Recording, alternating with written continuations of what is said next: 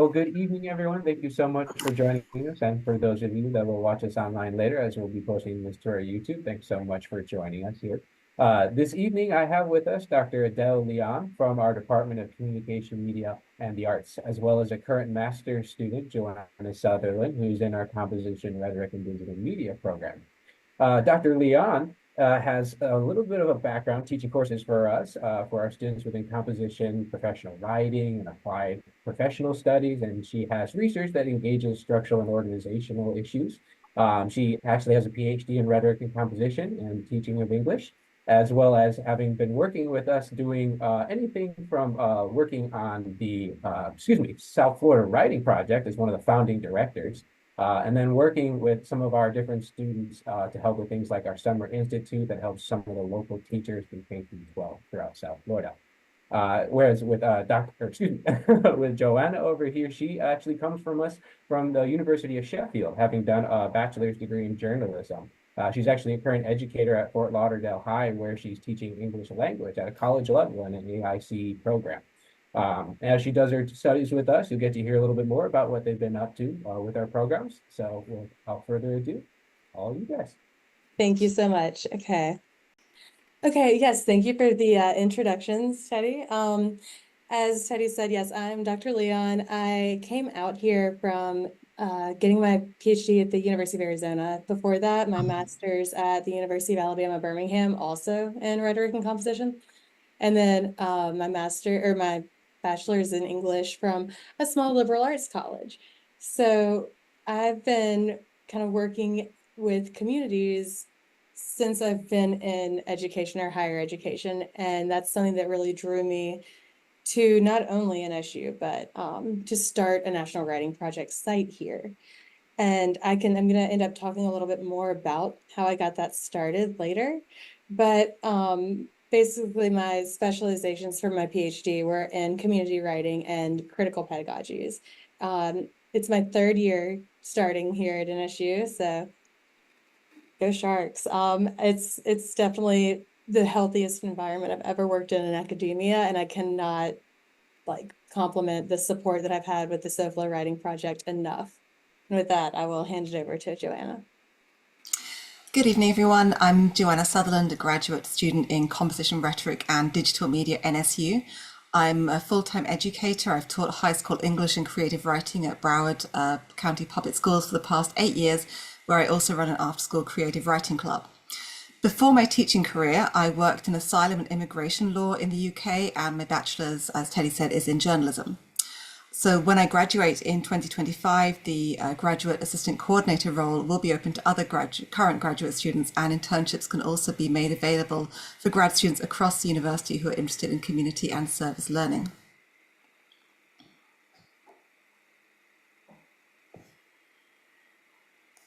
Okay, so a little bit about what the National Writing Project is as a whole.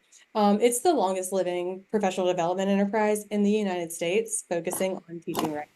It started in the Bay Area in 1974 and has been running ever since. So it's also the only national professional development program that focuses on teaching writing. There's over 175 local sites across the United States, and there's actually additionally 7 international sites. And so coming to NSU in 2022, I wanted to start a new site down here because the closest one to us was over 250 miles away in Tampa. And that's just not really doable for our area because the Tri-County area here, Miami-Dade, Broward, Palm Beach counties, is the most populous in Florida. And together, these counties make up the 9th largest metro area in the US and the 34th largest in the world. So it seemed pretty relevant to start a National Writing Project site down here and give all of these teachers who are interested an opportunity to focus on their professional development and pedagogy and curricula and just personal and professional writing if they wanted to. So like I said, I have past experience with the National Writing Project, and one thing that I like as a researcher scholar appreciate about it is that it is evidence-based leadership programs. And the professional development is customized for each individual institute. So every summer, whatever site it is, but us included, we host an invitational summer institute. People apply, we review applications, they're accepted and invited to join. So we can customize it to the local environment, but all these practices are evidence-based through National Writing Project funding and everything. So with my focus on like Betty initiatives, so here at NSU, Betty, Belonging, Equity, Diversity, and Inclusion, I was really excited to get this site started down here. And so I started trying to build connections as the new kid in South Florida, and it actually went really well, especially once I had Joanna come in. Let's see, it would have been January of this past year. But initially, with just 1 year or less of networking and putting the word out, we had over 55 inquiries and requests for updates leading up to our first institute, like our inaugural institute.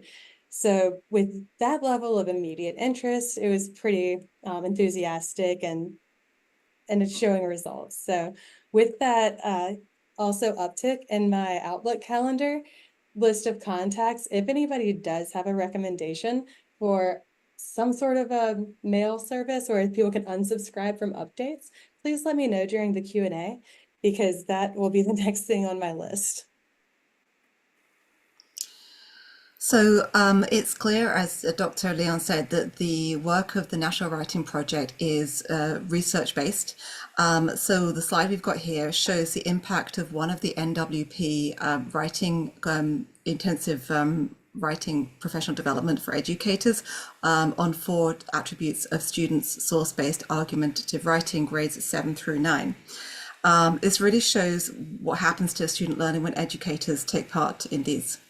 This report tracks student achievement in writing arguments in 4 areas: content, stance, structure, and conventions. The results from students who had benefited from an NWP trained teacher are compared with a control group. All students in the treatment group outperformed the control group students in all areas of assessment. This NWP National Writing Project cohort of teachers took part in 30 hours of professional development throughout the school year.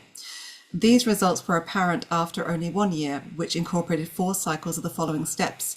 Firstly, intensive professional development. Secondly, teacher implementation, formative assessment for students. And finally, selection of the next instructional resource that restarted the cycle. This was interrupted by the COVID, so hence it was only 1 year. It would have gone on for longer otherwise. So there is definitely, and I can tell this as a teacher as well, a local need for K through 12 writing support. We can see that up to half of students fail the, it's called the reading test, but it also encompasses writing between 2016 to 2023. There is a big need for writing support. Florida Department of Education has increased the quantity of testing in the past 20 years and simultaneously decreased the range of writing that is being tested. This naturally correlates to a narrow range of writing being taught and practiced in the classroom. Back in 2003, the state exam FCAT offered open-ended prompts which could engage student identity and background knowledge. However, in 2012, as you can see from the graph, when this changed to the FSA, which offered only 3 sources, sight unseen, and 1 prompt, which would either be informative or argumentative, this took a big hit to student achievement. This test was taken in the spring of every year, and at 10th grade counts as the reading graduation requirement. So if students fail, they don't graduate. It's in 2 parts. One is the essay writing test plus a predominantly multiple choice reading test. In 2021, the FSA was briefly abolished, which we were quite excited about, but it was quickly replaced with FAST. It is identical to the FSA test, but students are now tested 3 times a year, plus retakes for any student who doesn't pass. What this means is that almost all writing in K through 12 classrooms is focused on supporting the test. Teachers and students are missing out on a range of writing.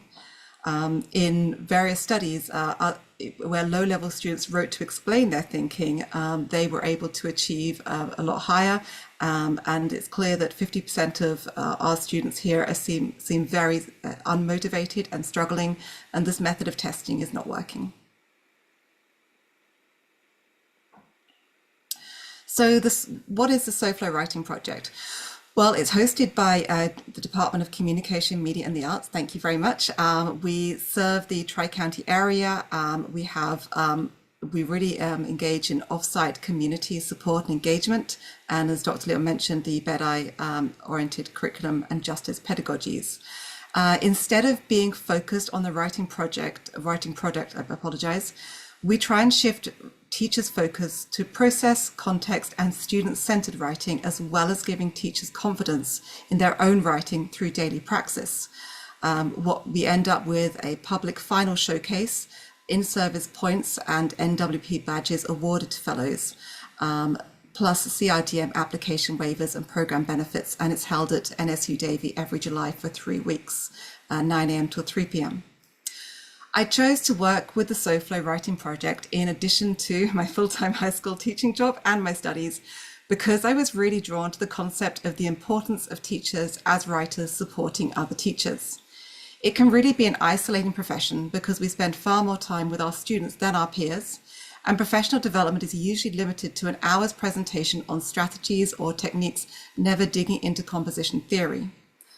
I have taught writing at all levels, from the lowest achieving students to college credit A scholars from grades 9 through 12, and I know from experience that students benefit from writing in a range of ways, but previously I didn't have the language or theory to explain why or how. The combination of studying composition rhetoric and digital media at Nova, combined with my learning through working with this new National Writing Project site, has really developed my understanding of what it means to be a teacher of writing. Through the Institute, we provide hands-on professional development for pedagogy, for research, and for professional and for personal writing. And I really confirm that the Institute makes teachers feel seen, respected, and valued. So to give everybody also an overview of the application process, the events that we do, and eligibility, I wanted to leave this up. You can see our website linked. It's just soflowp.nova.edu. So what we do, we are going to open applications. We open applications in January, and we do an early bird deadline of mid-March, but it's not fully, the applications won't be fully closed. It's just early bird deadline with priority of getting your applications read earlier. And then the final deadline is in May, but if we fill up, then we would close the applications. It's open to any K through 12 teacher, even beyond writing teachers. So like I know history, cultural studies, gender studies, just any class that assigns writing, or any teacher who is interested in assigning writing. That's also open to graduate students as participants. That happened in our inaugural institute as well. And grad students can also be an intern from any grad program on campus, and CRDM students and beyond, and then also a GAC, the graduate assistant coordinator, as Joanna is right now. Also, it's open to any community or professional writers at all in the Tri-County area. So in this winter semester, so that's January to May, we host a meet and greet event for anyone to just drop in, chat with us, ask questions, learn more about it. It's fairly informal, but it's hosted for about 3 hours on the NSU Davie campus. I'm hoping to add a pre-institute event where the invited applicants can come and meet each other, get their textbooks, get early access to the materials that we're going to be using, things like that. And then at the end of the invitational summer institute, we do, as Joanna said, have that public-facing showcase. And with that, participants show off a project of their choosing, anything that they did for the institute, and it's open to the public. So they've invited principals, curriculum coordinators, friends, peers, co-teachers, family, curriculum leads, NSU faculty and admin come by as well to see what we've been up to. It's really fun and exciting, and it's great to see everybody show off their work. Excuse me. So with the actual institute, there's a bunch of major projects. So we've got the main one that they all come from National Writing Project, but the main one is the teaching demonstrations. So that is a 90-minute teaching demonstration that can be adopted or adapted to any classroom. Primarily, it serves for the participant to create a 90-minute lesson plan. So they have it on hand when they need it. It could be about any subject matter at all. We do writing workshops. We have designated time for research into whatever you might be researching at the moment. We do a lot of small activities that you would be able to use in class, building professional portfolios and a collection of critical readings. So last summer, for example, we had a third grade dual language teacher with us, an eighth grade teacher, a high school curriculum lead, another high school teacher of like various topics who is also getting her PhD in critical comparative studies, I believe. So we had a ton of teachers and across the board. So these activities and these teaching demonstrations and these projects were able to be replicated and used by every single participant who was there. Also, we had 3 field trips, and everyone loved the field trips, so we're definitely keeping the field trips. One was to the Fort Lauderdale History Museum, and you've seen that's one of the pictures that you're looking at right now, and some of the other pictures you've seen throughout. Fort Lauderdale History Museum, the Old Davies Schoolhouse, and then also a trip to NSU's Oceanographic campus, where Dean Baumgardner delivered 2 different talks to us, and we were able to tour the facility, including the Choral Lab, where one of the participants actually secured an interview, a Zoom interview between her 3rd grade students and one of the Choral Lab researchers. So these 3rd graders are going to get to learn all about marine biology, and they're really excited. So every day we start the day at 9 a.m., 1 hour of uninterrupted daily writing. And I can't tell you how much we all needed this, myself included. Just doesn't matter what you're writing about. You can be working on the projects, you can be doing your personal writing, whatever. 1 hour uninterrupted. It is beautiful. And then there's the inquiry project. So that's what includes the teaching demonstration. And the teaching demonstration allows our fellows to showcase their best classroom practices and innovations. So they incorporate theory and research about teaching and writing, and that comes from that curated collection that I mentioned earlier. It also includes like a cover page, a rationale, things like that. Another thing that was one of my favorites is a thematic reading discussion and activity. So from that curated collection of readings, they pick one of their choice and come present it in one of our hour-long blocks. So it's a collaborative group discussion about the reading and the topics, but also it comes with an activity that's designed to be 15-20 minutes for any classroom. So every single activity we did, every single person, no matter which grade level they were teaching, was able to adopt it and use it and bring it into their own classrooms or put their own spin on it. And we were all able to do it, the leadership team, the participants, everybody. And so everybody is like hands-on working together and collaborating constantly. Then there's a final portfolio, and that includes the selection of personal writing that they want. It is a polished teaching philosophy that will contribute to their professional portfolio, and a reflection that works through their new process of composing and helps them think about themselves as a teacher, how they compose and how they expect their students to compose. And those are just the major projects. There's a bunch of other smaller activities and things that we do throughout, but those are the major things that any participant or future participant can expect when they join us.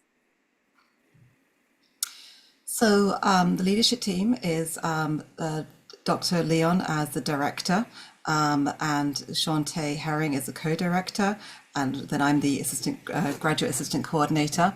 So we have experience across college and K through 12 education. Shaunte Herring, our co-director, has 17 years of experience teaching in Broward schools and is also the director of programs for the Amari Hardwick Blue Apple Poetry Network, supported by the local Jason Taylor Foundation.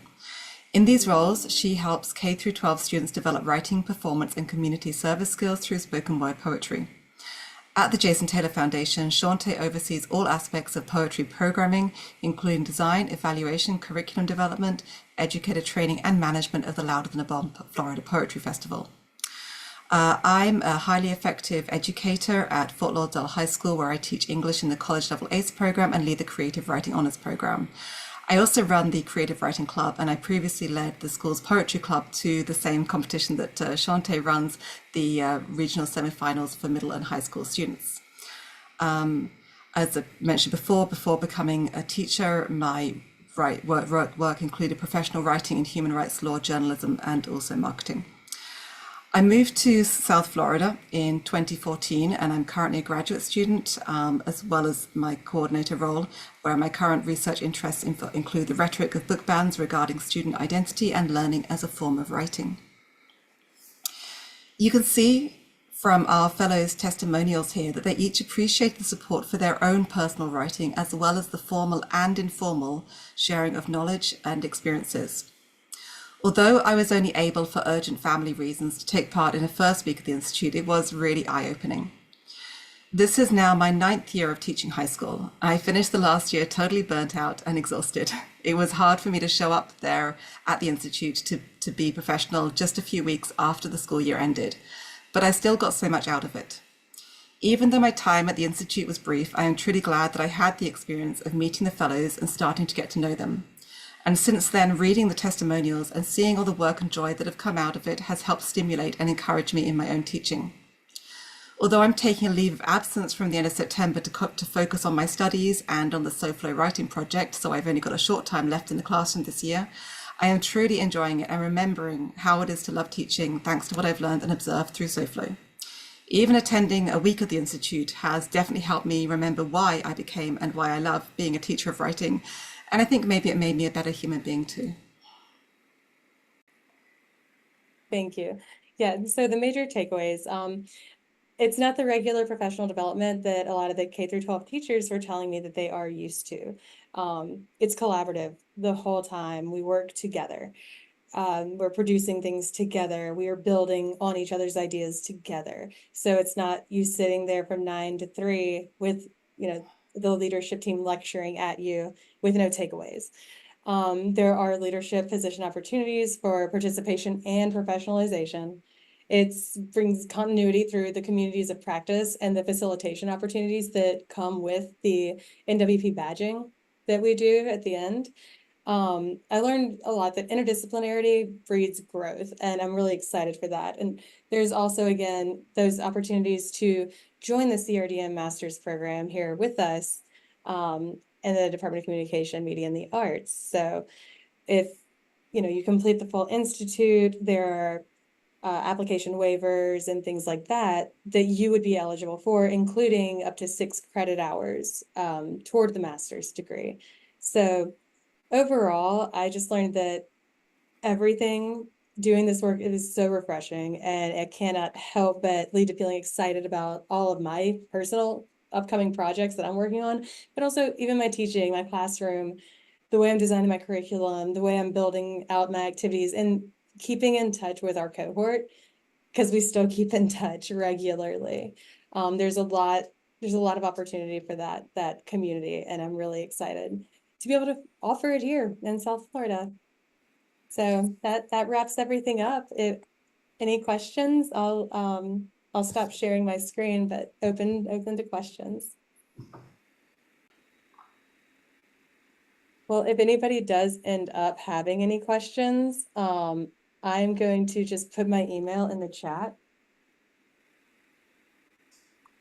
And I'm always available to talk about the SoFlo Writing Project. It is my baby. Thank you so much, Dr. Leon and Joanna, for talking with us here tonight.